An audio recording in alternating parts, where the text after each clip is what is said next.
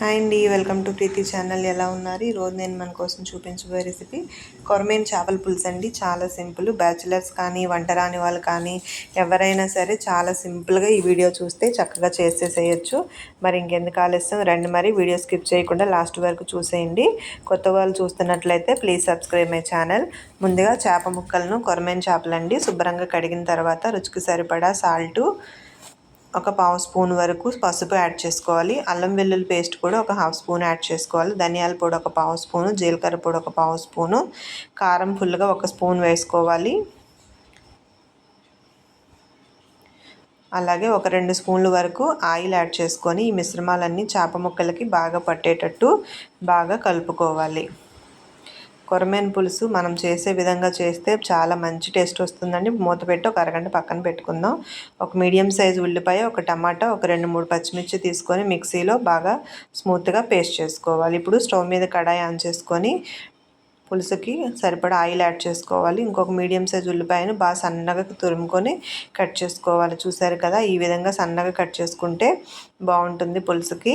ఉల్లిపాయ ముక్కలు మగ్గుతున్నాయి. కొంచెం సాల్టు, ఒక పచ్చిమిర్చిని పెద్దది సన్నగా కట్ చేసుకొని వేసుకోవాలి. ఇప్పుడు ముందుగా మిక్సీ పట్టుకున్న ఉల్లిపాయ, టమాటా, పచ్చిమిర్చి మిశ్రమం ఉంది కదా, అది కూడా యాడ్ చేసుకొని ఒక నిమిషం మూత పెడితే దాంట్లో ఉన్నదంతా కూడా పచ్చివాసన పోయి ఆయిల్లో తేలాక ఒక స్పూను కారం యాడ్ చేసుకోవాలి. ఆల్రెడీ మనం చేప ముక్కల్లో వేసాం కాబట్టి కారాన్ని బట్టి మీరు కారం అడ్జస్ట్ చేసుకోండి, మళ్ళీ కారం ఎక్కువ అవ్వకుండా. ఇప్పుడు ఈ మిశ్రమం అంతా కూడా బాగా కలుపుకోవాలి. ఇప్పుడు చేప ముక్కలన్నీ కూడా వేసేసి ఒకసారి ముక్క చెదురవ్వకుండా గరిటెతో స్మూత్గా కలుపుకొని ముక్కల మిశ్రమం అంతా కూడా ఈ పేస్ట్ పీల్చుకునేలాగా ఒకసారి కలుపుకోవాలి.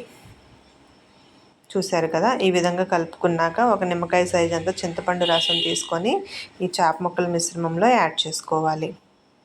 డైరెక్ట్గా మనం ముందు వాటర్ యాడ్ చేయకుండా చేప ముక్కల్లో పులుసు యాడ్ చేసేసి ఒకసారి ఇలా కలుపుకుంటే ముక్కల మిశ్రమం అంతా కూడా లోపల వరకు చేరుతుంది. ఇప్పుడు ఒక టీ గ్లాస్ అంతా వాటర్ యాడ్ చేసుకొని మూత పెట్టాలి.